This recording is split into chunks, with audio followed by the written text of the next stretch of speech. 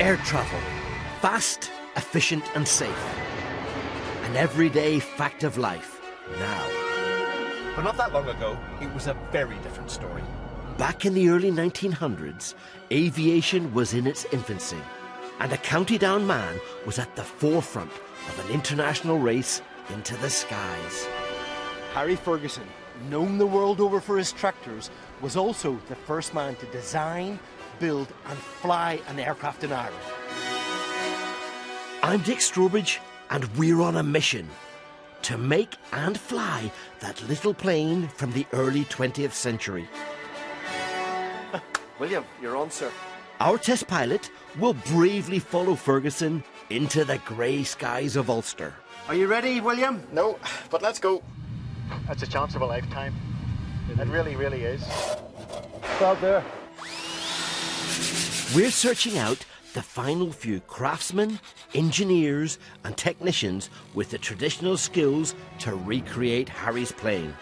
It's never been done before, and I'm really not sure if it's even possible. Dangerous, maybe, but one thing's for certain, we're going to give it a go. Welcome aboard the Great Flying Challenge.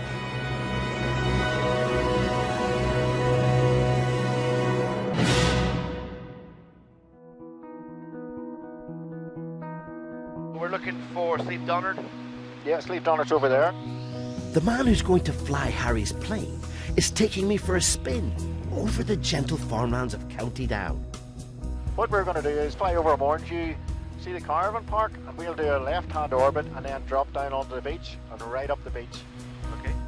William McMinn is heading for the coast, where young Harry took on one of the biggest challenges of his flying career.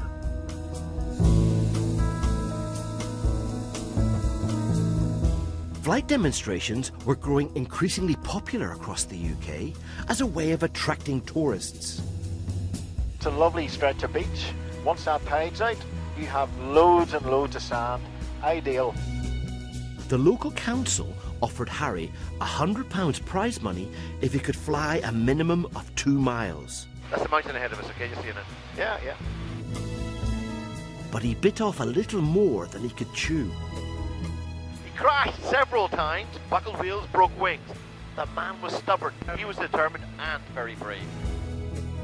Harry's first attempts in July 1910 were dogged by bad flying conditions for his flimsy plane. You know what caught him out? The mountain. Once the air was blowing over the mountain, he had a lot of turbulence in here. We're feeling a little bit of turbulence here. Yes. He wouldn't have understood turbulence. No, he wouldn't, and we are in a much stronger and better handling aircraft than he was. This was all a new environment for him. But Harry's stop-at-nothing attitude came good in August. When the weather was right, he did it. I love the determination. Well, I think that shows you the character of the man. He picked himself up, repaired the plane, and away he went. Harry was no fool, and he was going to prove that he could do it. He wasn't going to be beat. And I think he revelled in that. Our team is in the groove. Master boat builder Alistair Duffin has already built the body of the plane. And he's bringing over 50 years of woodworking skill into play to manufacture our wings.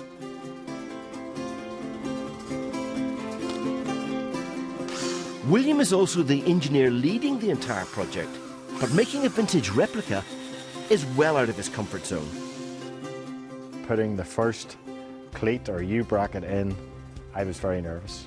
All of my aircraft have really been aluminium metal, so I'm dealing with a new medium as far as drilling wood, but the only way you're going to get it done is start and do it. And the boys at Crossley Racing Cars are turning the clock back, making the undercarriage just like Harry's metalworkers did. This is our baby, and we are now starting to make it into a plane. It's critical that every part of our plane is built to the highest specification. Harry didn't have to worry about getting permission to fly, but we do. The aircraft will have to be cleared by an expert to get a flight certificate from the Civil Aviation Authority.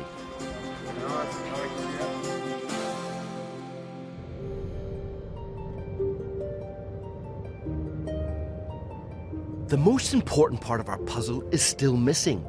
We need to find an engine. Harry was only 18 when he went to work in his brother's car business in Belfast. But by the time he was ready to fly, aged 25, he had a growing reputation as a brilliant mechanic. But even great mechanics make mistakes. And he wrecked a brand new air motor when he was testing it. Over-revving cost him the best part of £30,000 in today's money. He did find the cash for a replacement, and we're here in Gloucestershire because we've managed to track down an example of the motor he used. And that's not bad, because they're as rare as hen's teeth.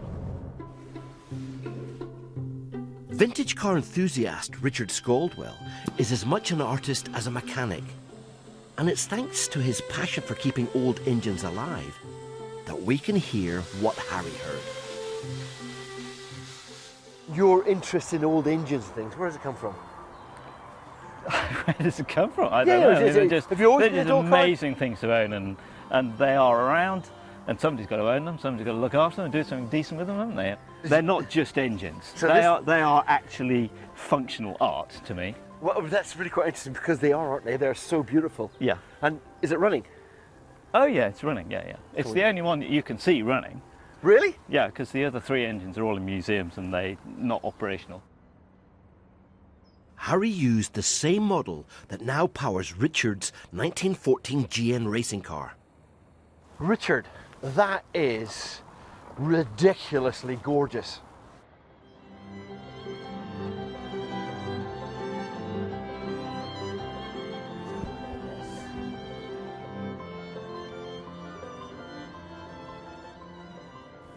There's a little part of me that's horrified that an airplane engine's in your car. It's the best place for it. It's used all the time. It goes racing, it goes hill climbing, and it goes touring in France. It's just the most fantastic engine. It is also the most beautiful engine you're ever going to look at. It's a V8. Yeah, it's not the first V8. There were other V8s before this, but yes, air-cooled. It's just over 5 litres. You can almost see it all happening. Well, you can see everything on this engine because everything's on the outside of the crankcase. The push rods are outside, all the rockers are outside. That's why it looks so wonderful. We have a little bit of air pressure.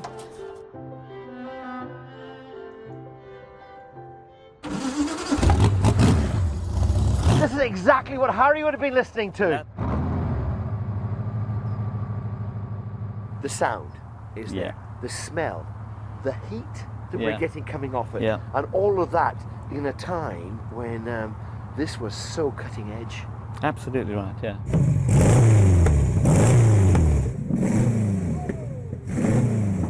Period articles about flying with these engines and all the other types of airplane engines that we're building, they were spraying oil out because it's a total loss lubrication system. You put a little bit of oil in, most of it gets burned, and what doesn't gets sprayed all over you. As the pilot, you could fly for about 15 minutes before you had to land and then try and get all the oil out of your clothes. They were brave or daft, weren't they? But, you know, wonderful.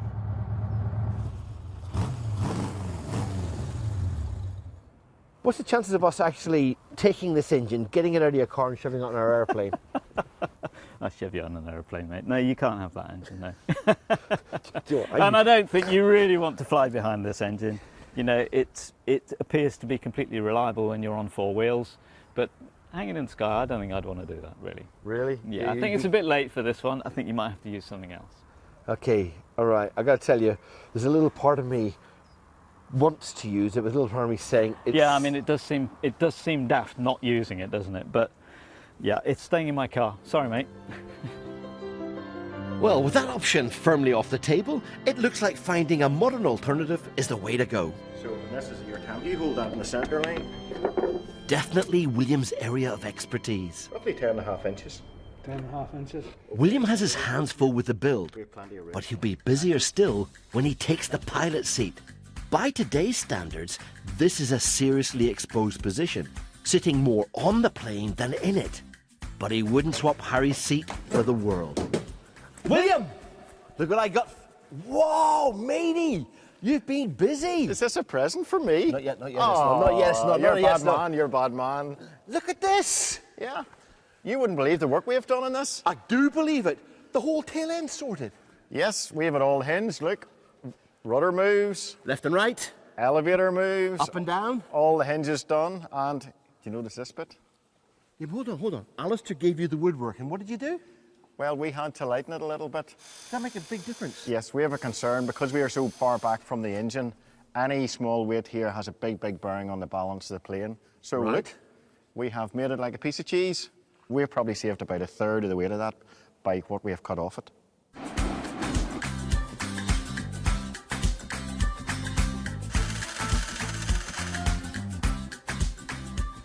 We've had to make everything, all these little We hinges, have everything. made everything that you see in this aircraft. All the metalwork has been made in here by Steve and myself. What was the hardest? I would say the hardest thing we've had to do is all this bracing. We're nearly finished it, and every section is like pulling cables, all the diagonals. It does take time. Say when, go. Are you happy that you've actually made it more rigid, stronger? Oh yeah, yeah. If I move that, the whole fuselage, the whole structure is moving as one. It's not twisting, the No. whole lot's moving. Yes. Are you happy with that? Oh yeah, I am quite happy. There's an immense strength in that. And I'm happy as a pilot that I can say, yes, this structure's strong.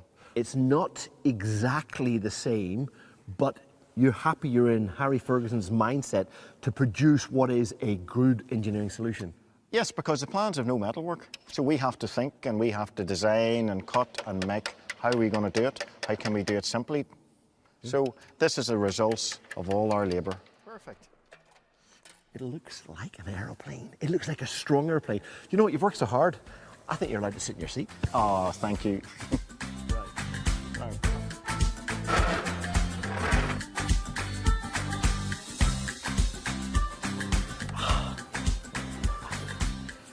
You know something, this is perfect. William, that is so impressive. I probably look like James Bond. Now, that wasn't the thing that came to mind when I was thinking about there. It's the hat that does it. Not so much 007, more like 00 no. The wings are really taking shape in Alistair Duffin's workshop. Beautifully shaped ribs, fixed in place and held by sturdy spars cut from Douglas spur. It's vital they're light enough, strong enough, safe enough to carry William and our dream of flight. They need to be just right if we're going to get a permit to fly. This is the first of the wings. Oh, yeah. Yeah. They're big whenever you see them like that. Now, that's upside down, obviously. I wonder what weight it is. I'm Yeah, going go to pick on, this wingtip have a up lift. and it looks heavy and I'm hoping it's going to... Oh, yeah. Oh, yeah. Yeah. That is a surprise. Yeah, it's not as heavy as what it looks. No. It's nicely made. It really is. And it's quite intricate. Whenever you Oh, see it is. It takes quite a time to do that. Yeah. The ribs, are those simply interlocked into... Yeah, these are your main spars. The main spar has about an inch taken out of it in the height, 25 mil. Yes. And then these are set in. But they're all glued. They're glued into these wee blocks and they are quite strong. This is the parts that give That's the wing strong, the strength. yeah. If these break, the plane's grounded. You'll need a spare wing. We'll need a spare wing.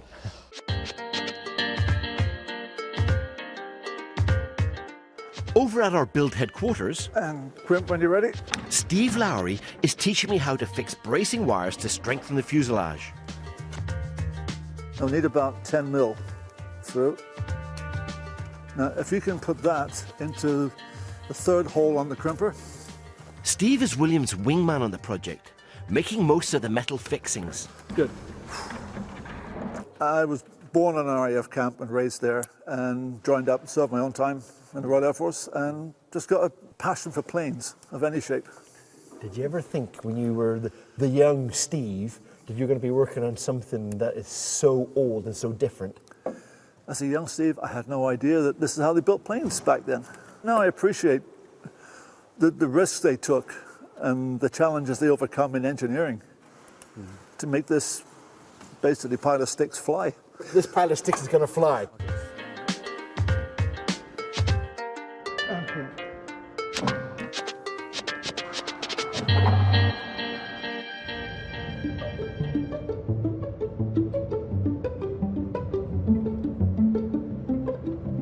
I'm on my way to Tandragee for a flying lesson. I'm trying to get a feel for what young Harry Ferguson had to deal with when he climbed into the cockpit of his flimsy little plane in 1909. Is this big enough? That's it. Oh, good, good, good.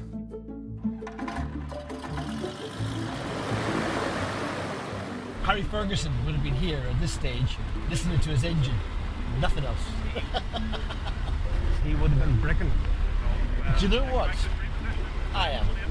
My instructor used to farm this land, but Raphael O'Carroll traded the milk cows for microlights and has never looked back. Now you hold the stick nice and gently. I'm holding it gently. Right, and I want you to add a wee bit of back pressure stick just to feel what it's doing. You see the nose coming up? Yeah. Okay. A little birdie told me that your learning to fly was a little bit like our Harry Ferguson. Yes, to a degree, there's no doubt. Yeah, a good friend of mine and myself, we bought ourselves a microlight. We didn't have lessons, we just taxied ourselves up and down a big 30-acre field. Yeah, we're going down a bit, so... Okay, well, we're still in level 5, we're doing good and speed's good. Okay. Wow, you have to be gentle with this. The day that I actually took off for the first time, I only went up to about 5 feet, and I actually closed the throttle really quickly because it scared the devil out of me. And I landed down on the ground with a bang. Listen, you're talking Harry Ferguson here, aren't you? There's no doubt. You're talking the same mindset of you hop, you skip, and then next thing you know you're flying. This cozy flight couldn't be further from Harry's experience. The principles are the same on this microlight as it would have been on Harry's. The principles are the same, but you see the way that we can fly this aircraft, basically on a hands-off situation. I'd rather you didn't do that. He wouldn't be in that position. No, he had to fight the aircraft. He had to feel it, he had to fly it, and all that sort of stuff. He was also perched on top of the plane, exposed to the elements and constant danger. I much prefer this.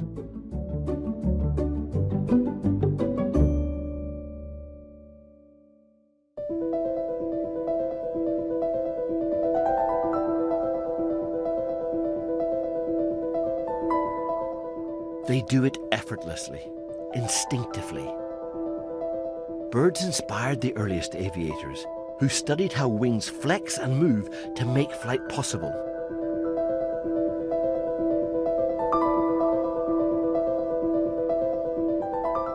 Harry Ferguson used that principle of movement on his plane, a mechanism known as wing warping, where cables physically alter the shape of the wing.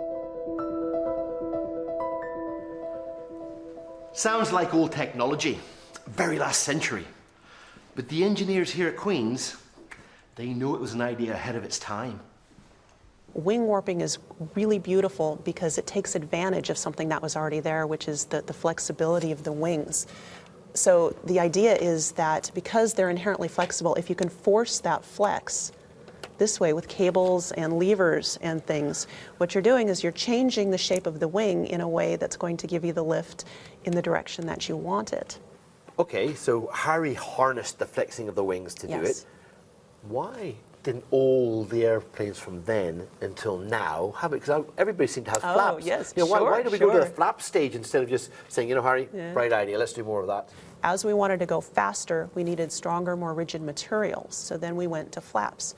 However, now that we're moving even beyond that, we're going very, very fast on aircraft. Now we can kind of return to this idea. Can we look at smart structures and smart materials and computer-aided ways of moving the wing? Today, yeah. we have the technology that allows us to go back to moving and flexing our wings. We do, but we're doing it for a different reason. Now we're doing it in order to minimize things like flutter or get controllability in very high-speed regions like the transonic regions, which is right before you get to the speed of sound. Are there any aircraft with us, or are we soon going to have an aircraft that can actually fly by warping its wings? Well, there are aircraft that do fly warping their wings right now. They're all experimental. NASA is pretty much the organization that is really exploring this idea in a lot more detail.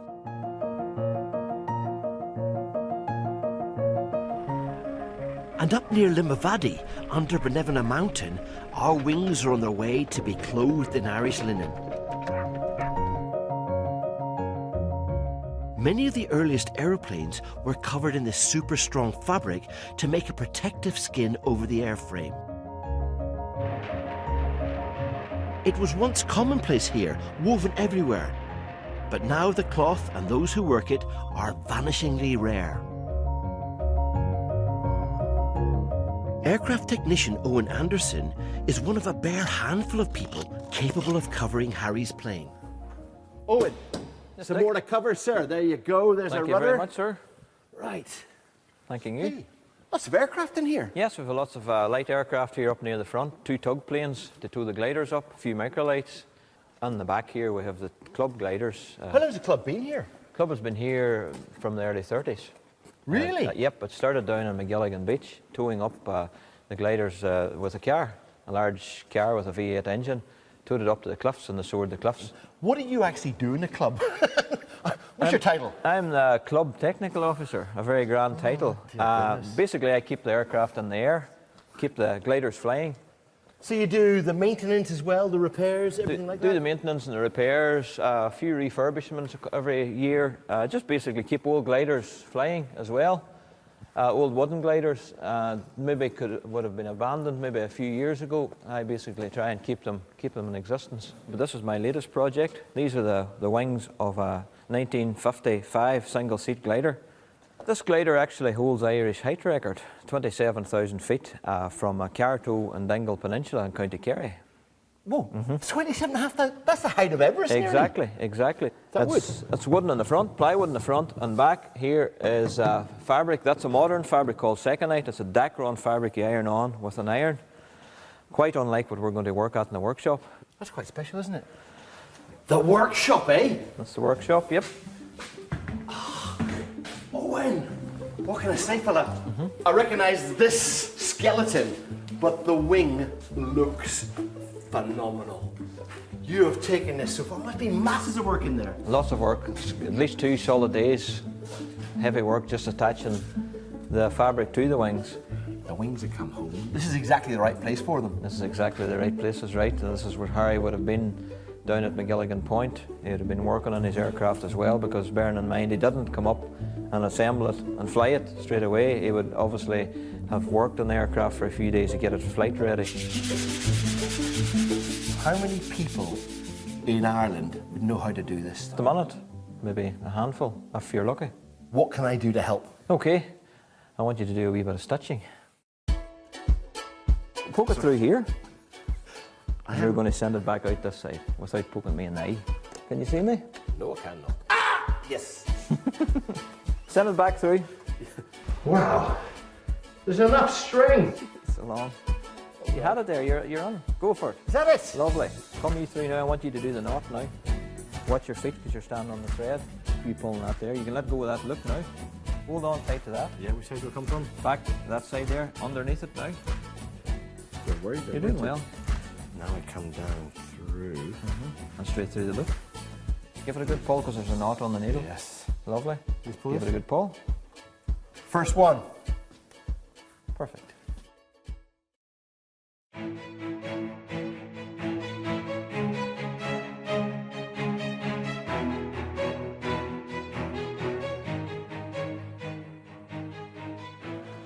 William, Stephen. There you go. You got me a present. Ta-da! What do you reckon? Lovely. The wheels look quite big compared to the pictures. They might look a bit big, but their strength. It's a strong assembly. If they're higher, because they're bigger, it's going to change the angle of the plane. Does that worry you? No, as long as the front wheel is off the ground whenever that airplane is sitting level. All it does is protect the prop. Let's see if it fits.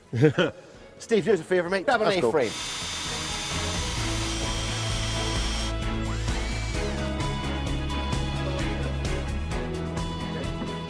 That doesn't look too terrible. I think it looks rather well. What about the angle of takeoff? Do we need to lift the tail up and see how that looks? Whoa. Down, a wee bit down. That's great. Just easy. No, that's perfect. That's perfect. How's that look? Close? That's perfect because it's level with the back wall. Get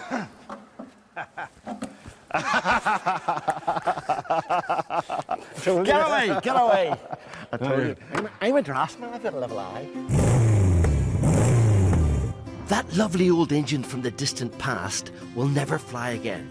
So what's William decided to replace it with? Talk to me, what have we got here?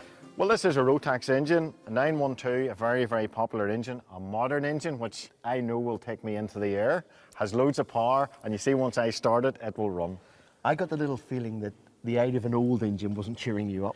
I think you were trying to kill me putting that old engine in. Never, never, never, never. Okay, I'm guessing the propeller's there. That would be correct.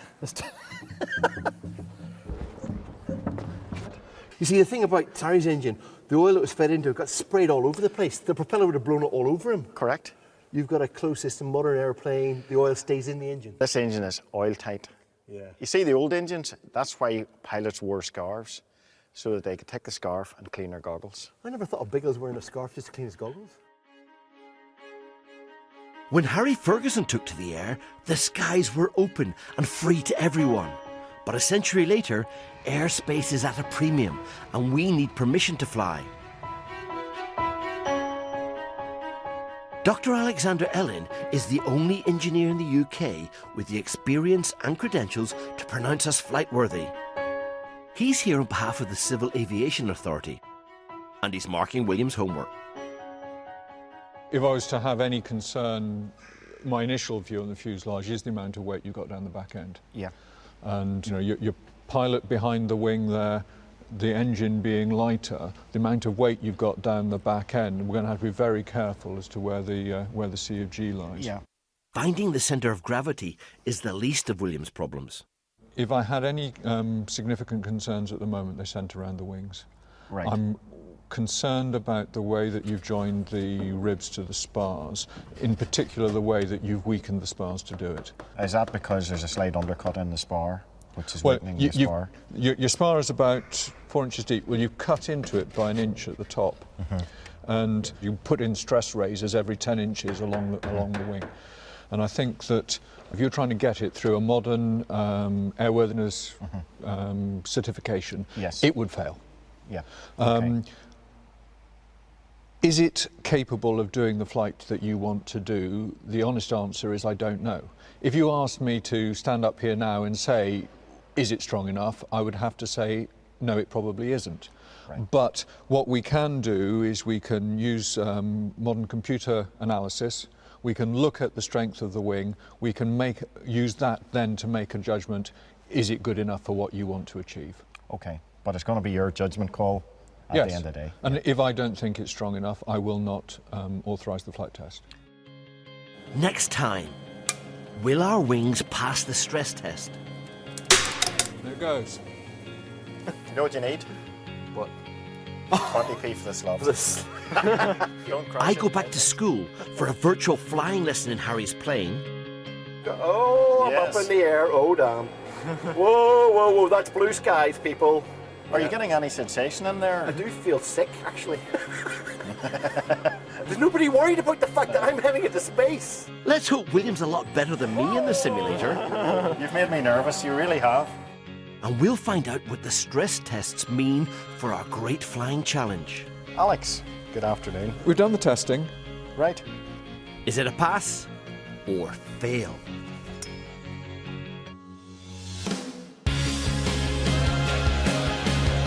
You can find out more about Harry Ferguson, the Ulster man who revolutionised the technical world, online at the BBC I Wonder website, bbc.co.uk/I Wonder.